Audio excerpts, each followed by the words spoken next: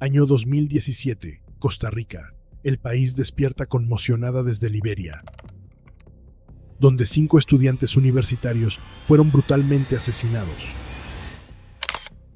En medio de la intriga y el horror, la noche anterior se perpetúa el nacimiento del monstruo de Liberia. Un crimen lleno de misterios y dudas, pero una sorprendente revelación de un sacerdote desvela la verdad detrás del crimen.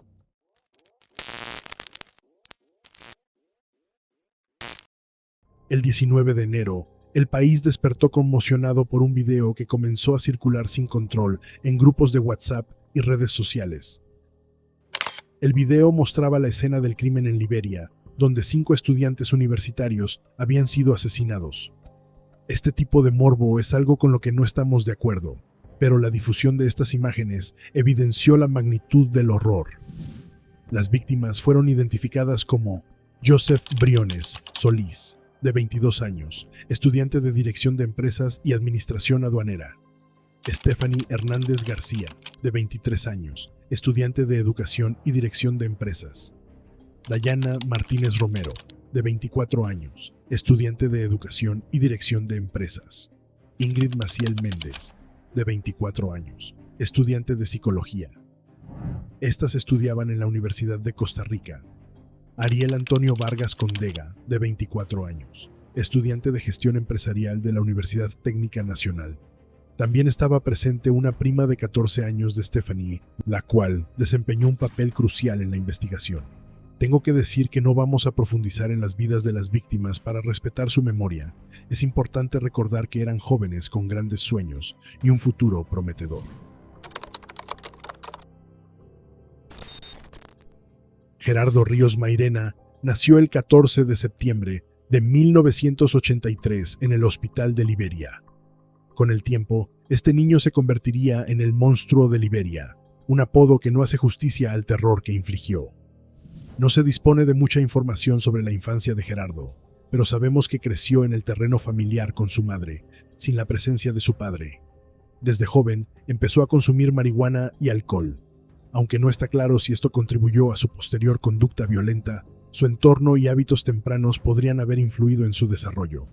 A medida que crecía, su personalidad comenzó a revelar signos de sadismo y tendencias disociativas. Su actitud hostil y agresiva se hizo evidente en sus relaciones personales. En una de estas relaciones, amenazó de muerte a su expareja si ella llegaba a estar con otro hombre, mostrando un control patológico, diciendo cosas como «la voy a o t***ar».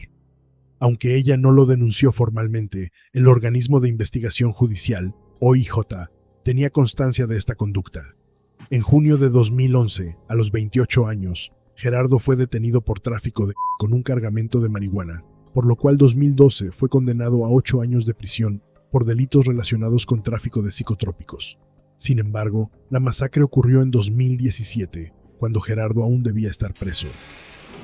Esto se dio debido a que la legislación penal de Costa Rica permite que los prisioneros con condenas menores opten por libertad condicional tras una valoración anual.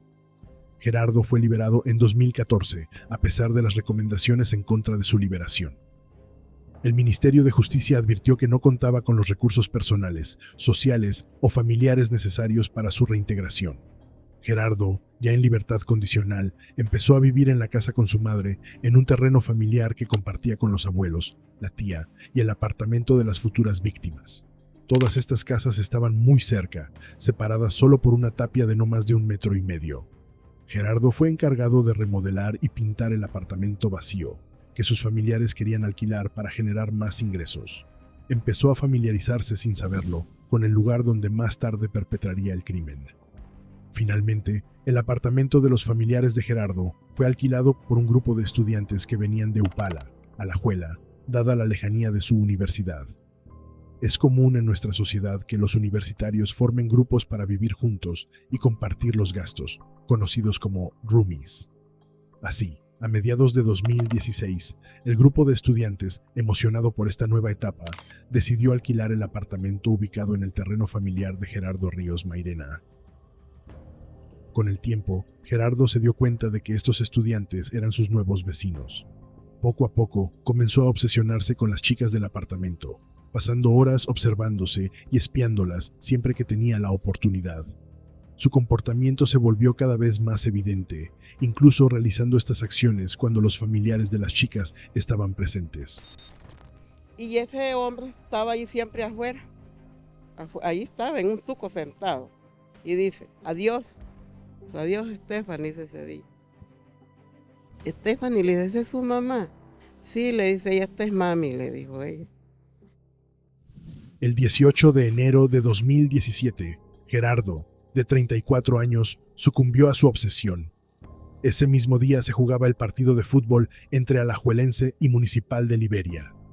Usando el pretexto de ir a ver el partido, le informó a sus familiares que no llegaría a casa. Aprovechando la oportunidad, planeó su ataque. Gerardo comenzó a merodear por la zona para asegurarse de que todos estuvieran dormidos. Conociendo bien el área, le resultó fácil ocultarse y pasar desapercibido, esperando pacientemente a que la casa estuviera en silencio. A la 1:30 de la mañana, Gerardo aprovechó la situación. Primero, con un cuchillo y forzando la puerta, llegó al cuarto donde dormían Joseph y Stephanie, junto con la menor de 14 años, prima de Stephanie. Luego, los trasladó a otra habitación donde estaban Ariel e Ingrid. Ambos fueron despertados abruptamente cuando Ríos les pasó el cuchillo por las piernas. Procedió a amarrar a los jóvenes, primero amenazando a Zariel y obligándolo a ayudar a atar a los demás. Al final, también amarró a Ariel. Dayana, que estaba en otro cuarto, se despertó por los ruidos de la situación. Cerró el cuarto y le pidió a Ríos que no les hiciera daño, diciendo cosas como, «Muchacho, ¿usted jura que no nos va a hacer nada?», preguntó. Ríos le aseguró que no los atacaría, pero Dayana insistió, «Es que me estoy descomponiendo, muchacho». Al no salir, Gerardo amenazó con matar a todos los demás si no lo hacía. Finalmente, forzó la puerta, sacó a Dayana del cuarto y la trasladó al lugar donde estaban los otros 4 jóvenes amordazados. De seguido procedió a darle a todos con cortadas en el hasta 14 centímetros, dejando viva a una de las jóvenes de quien abusó para luego. Gerardo salió del apartamento alrededor de las 2:30 de la mañana pensando que todos estaban muertos.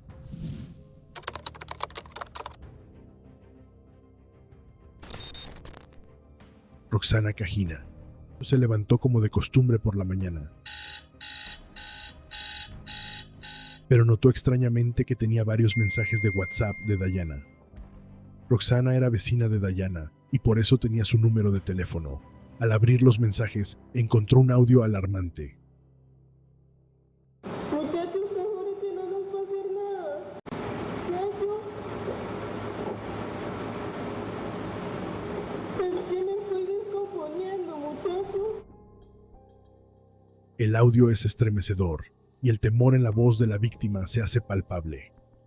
Al escuchar esto, Roxana despertó a su esposo y le mostró los audios. Ambos se alarmaron y su esposo llamó al 911 para informar que a las 2:09 a.m. su esposa había recibido un mensaje de audio preocupante de una vecina. Luego se dirigieron a la casa de al lado. Roxana se asomó por una ventana y vio a una joven consciente, pero pronto se dio cuenta de la gran cantidad de sangre que tenía, proveniente de una herida en el cuello. La herida era tan profunda que la joven no podía pronunciar palabra. Roxana preguntó por Dayana y la joven solo pudo mover la cabeza. El esposo de Roxana decidió entrar y encontró un cuarto cubierto de sangre donde estaban las víctimas. Corrió a llamar a las autoridades. Cuando llegaron, trasladaron a la menor al hospital Dr. Enrique Baltodano Briceño de Liberia en estado crítico. Esa mañana, el pueblo de La Victoria, Liberia, quedó conmocionado. Los rumores se esparcieron rápidamente y pronto comenzaron a circular horribles videos en las redes sociales. No se sabe quién los grabó, ya que varias personas acudieron al lugar del suceso, incrédulas ante lo que estaba ocurriendo. El país estaba en shock. De inmediato, todas las autoridades y organismos correspondientes comenzaron una búsqueda exhaustiva para atrapar al perpetrador de la masacre. Sin embargo, a medida que pasaban las semanas, las autoridades no lograban avanzar en la investigación. La búsqueda inicial no reveló nada relevante, y el cuchillo utilizado en el crimen seguía sin aparecer. La falta de progreso en la investigación generó una gran alarma en la población, que se preocupaba por la posibilidad de que un asesino en serie estuviera libre.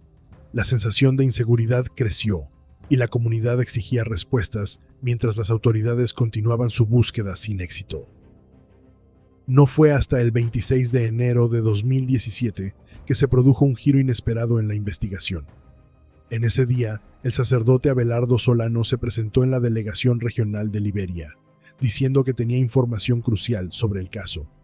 Solano reveló que en la iglesia del pueblo alguien había dejado una carta anónima que él había encontrado. Al abrirla, quedó aterrorizado por su contenido. No investiguen a la fuente de esta carta, sino la información que contiene. El responsable del asesinato es familiar de los dueños de los apartamentos. La policía ni siquiera sospecha y lo tiene cerca. Además, la carta venía acompañada de una foto de Gerardo Ríos Mairena.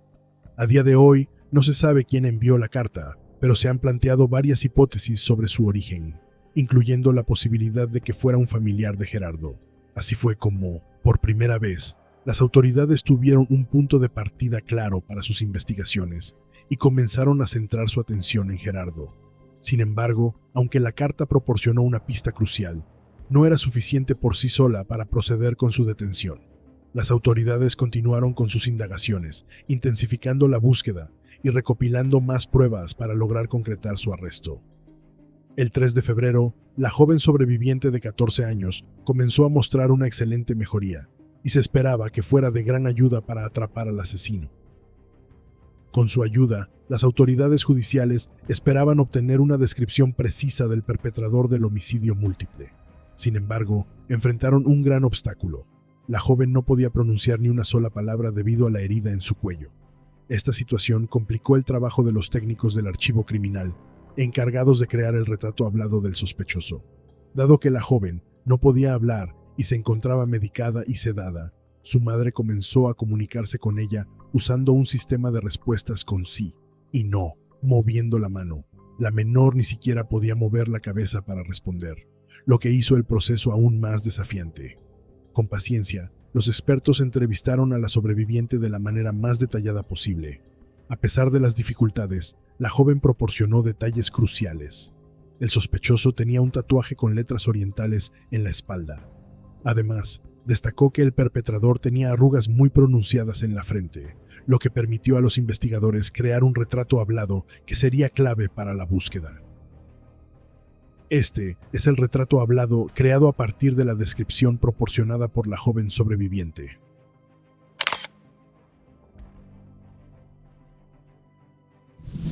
Las buenas noticias no pararon de llegar. En la investigación, las autoridades encontraron una huella digital impregnada con sangre sobre un apagador del apartamento, así como fluidos biológicos en las partes íntimas de una de las víctimas. Con toda esa información, ya tenían al sospechoso, Gerardo Ríos Mairena. Inmediatamente comenzaron el proceso de búsqueda y captura, ya que él llevaba días desaparecido. El viernes 3 de febrero de 2017, 15 días después de la masacre, el OIJ logró detener a Ríos Mairena tras efectuar un allanamiento en la propiedad ubicada en el barrio La Victoria de Liberia. Cuando la policía ingresó a la casa de Ríos y a la de sus abuelos, donde solía pasar tiempo, encontraron al sospechoso escondido debajo de la cama de los adultos mayores. Según la menor de 14 años, Gerardo ingresó al apartamento sin camisa, con una pantaloneta blanca y unos tenis grises sin cordones. Estas indumentarias coincidían con las que se decomisaron durante la requisa policial. Aunque ya se encontraban lavadas, el perro Aquiles de la unidad canina del OIJ indicó que había rastros de sangre en las piezas. Además, fue posible ubicar el cuchillo con el que Ríos Mairena habría causado la muerte de los universitarios. El 22 de enero de 2018, el juicio contra Gerardo Ríos Mairena comenzó. La atmósfera en la sala de Kurt era tensa. Al ver a Ríos Mairena ingresar, varios familiares de las víctimas se desmayaron, abrumados por el impacto de enfrentar al hombre que había causado tanto dolor. Durante el proceso, Ríos Mairena mostró un comportamiento brusco y desafiado, lo que llevó a que su abogado tuviera que intervenir para calmarlo. Al día siguiente, 23 de enero de 2018, el juicio continuó con testimonios cruciales.